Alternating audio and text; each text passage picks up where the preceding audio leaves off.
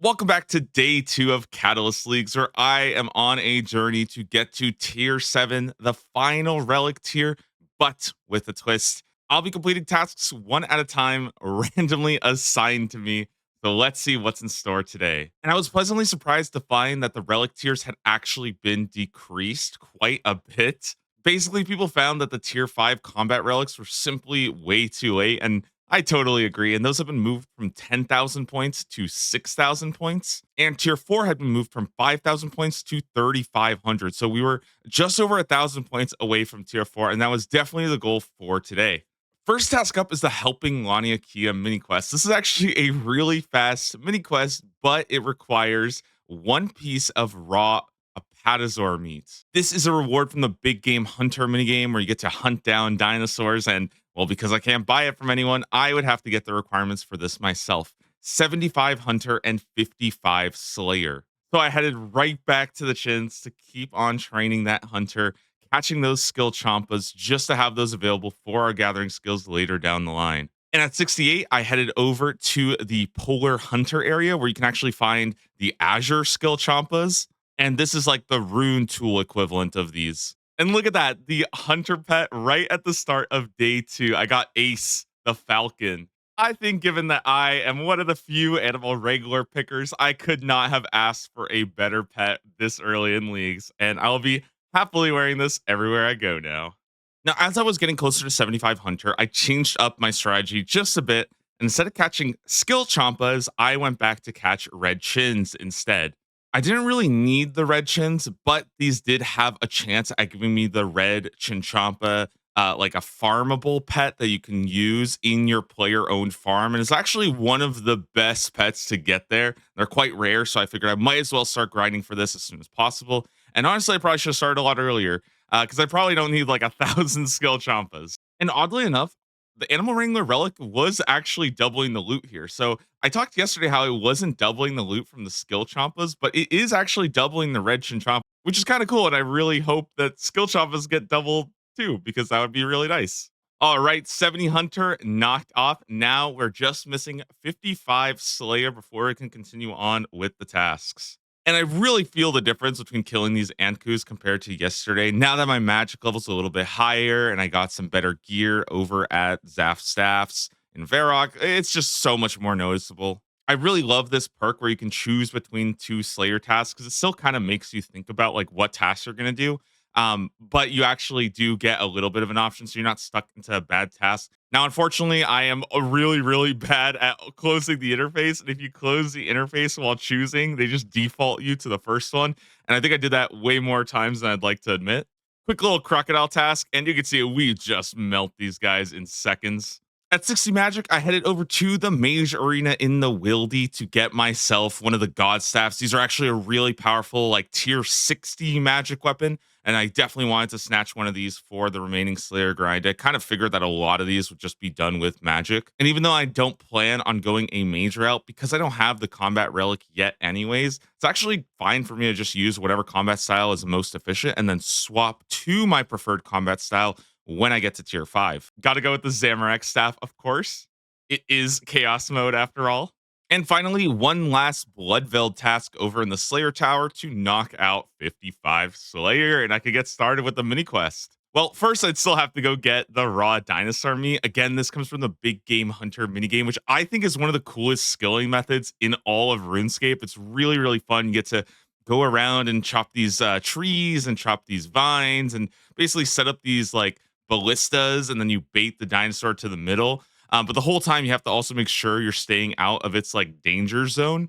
And man, with 5-second dive and surge, it was actually so fun. Like I felt like I could just move around so quick and escape the danger area really, really fast and get all of my resources done very quickly. And while Animal Wrangler doesn't really help you here, it does double your loot. So when I actually killed the dinosaur, I got like a ton of bones, which I'm sure I'll be using for prayer as well as hopefully some hides in the future that I can start making some armor with. Now, the mini quest itself is really easy. You just have to run around Anachronia and pick up some items that are kind of hidden in like little corners. And the Slayer teleport was actually really good from Assassin's Insight. There's a lot of high leveled Slayer monsters found around Anachronia, the dinosaurs, the plant life, and stuff.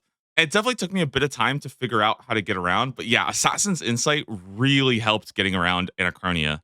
And that's a 10-point task completed. Only took me like 3.5 hours today. Next up, defeat a tortoise with riders. This is also a 10-point task and considerably easier than the last one. And then I got mine 200 soft clay in Prifddinas. Now, I talked already about how I could already access Prifddinas. The entire elf questline was already unlocked.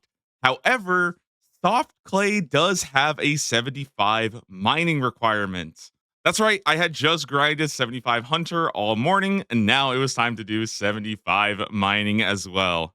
Time to put those skill chompas to work. And before I set off for the entire mining grind, I did level up my smithing to 60 as well. That way I could make the tier 60 pickaxe, the orichalcum pickaxe, upgrade it to the +3 variant, and I was ready to go. Basically, this allows me to not have to go get like a dragon pickaxe, which would obviously take quite a while, but I would still have a pretty good pickaxe and I could basically use this from 60 to 75. And so for like the next 2 hours, I just sat here at the Anachronia mine and I just mined. I actually got a lot of tasks done in the process. I think mining 50 orichalcite was a task, mining 50 draconite was a task, and also I got the 1000 rocks task as well. So quite a lot of mining training and a lot of points knocked off in the process of getting this done. I also got some smithing tasks done to, smith some bars and whatnot. So, and I actually did have one last trick, which was instead of going for 75 mining, I went for 74 instead, and then just bought some dwarven stouts from the bar under Berthorpe. That way I could just use the +1 boost to get the soft clay done and basically save myself like one level of training. It's not a big deal, but I mean, anything helps, right? All right, and that's 200 soft clay completed for a 30-point task. Let's go. My next task was to equip a granite shield. So I was in for a bit of a PVM grind. That being said, my stats have been reduced quite a lot because of all the dwarven stouts I was drinking.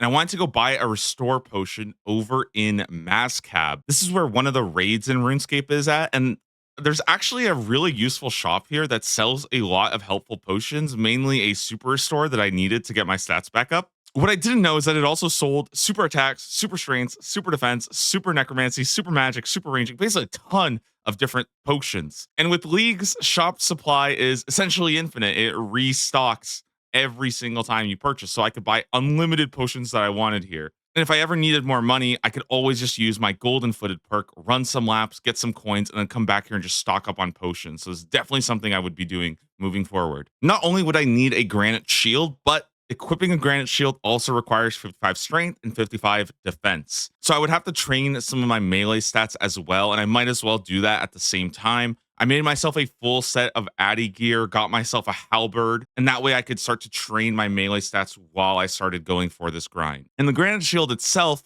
comes from ice trolls, which you can find in Yatizo. Very helpful that I already did that quest yesterday and could access the Fremenic Isles. I think my melee stats were a little too low though, and I was kind of getting destroyed with these ice trolls. I was just taking way too much damage, and my kills were just way too slow. So I decided to swap back to mage instead, just for the faster kills. And I can still train my defense while doing that, and then eventually down the road go train my melee stats at a bit of an easier mob. Honestly, this took way more kills than I was expecting. I feel like I was here for quite a while. I don't know how many kills exactly, but I had to go through quite a lot of food as I was still taking a lot of damage. And from now on, I would be resupplying my food over in Menaphos at the fishing area in the port district. The desert souls are pretty good healing, and I'm not sure if the animal wrangler harpoon even does anything at this point, but I mean, my fishing rates are quite fast by now. All right, now I just had to train my strength to 55. I went ahead and made myself a full rune set now that I had the defense level to wear that, and went back to Bloodvelds. I might as well,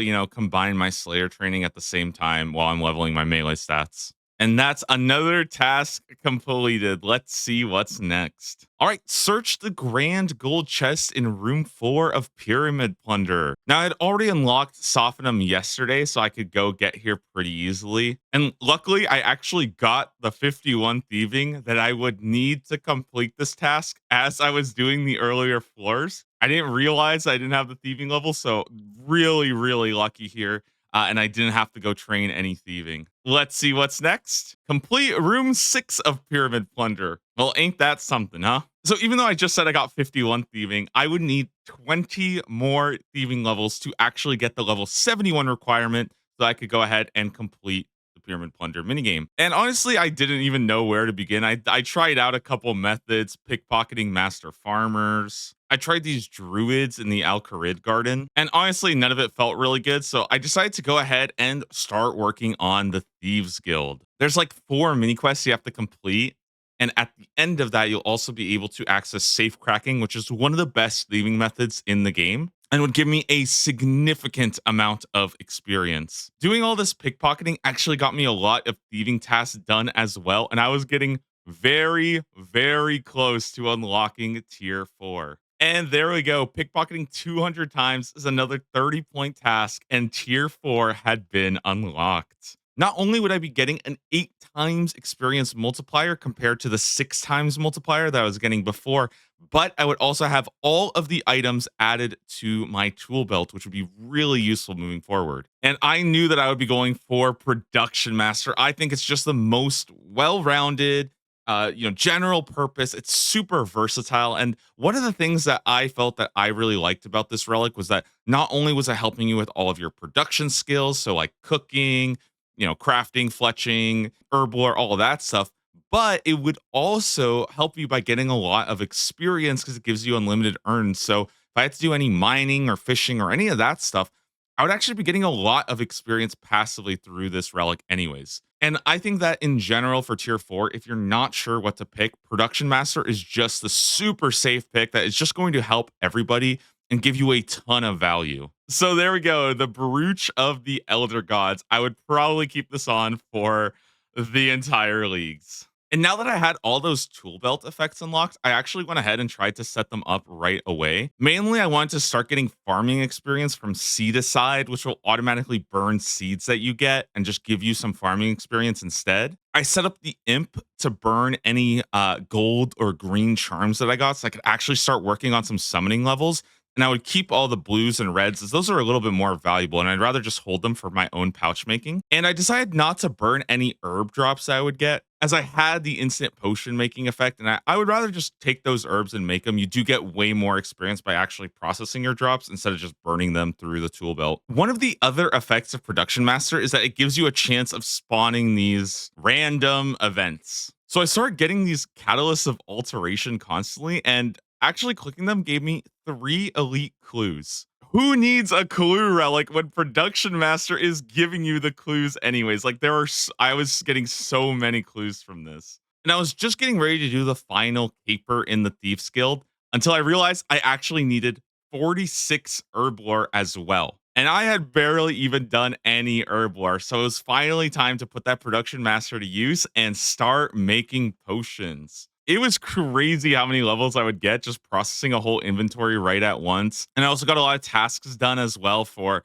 cleaning herbs, making potions, making attack potions. The herb shop in Taverley not only sells Eye of Newts, but ground unicorn horn dust and limpet roots as well. So I could use those to actually basically process all of my low level herbs very fast. I even got my first prayer potions going by teleporting to Waterbirth Island with the Assassin's Insight relic, picking up the snape grass there and just making some prayer pots with all of my Ranars I'd collected so far. Now, I was still a couple levels away from the Herblore level that I needed to complete the Thieves Guild, so I went ahead and just started planting whatever herb seeds I had collected so far. It's also where I got my first Saren Spirit from the Production Master relic, which just gives you some like random items. I think I got some rune arrowheads here. And while I was trying to kill some time for my herbs to grow, I was looking for other herblore methods that I could do. And well, somebody gave me this little tip. There's a bucket of duck food that you can find right next to the Falador Bank, and it doesn't actually require any herb to make this duck speak potion. You could just use the duck food and some vials of water. So I collected like 200 of this duck food and then just started making an entire inventory all at once of duck speak potion. Honestly, I don't know what was going on here with Production Master. I don't know why it was giving me way more experience than I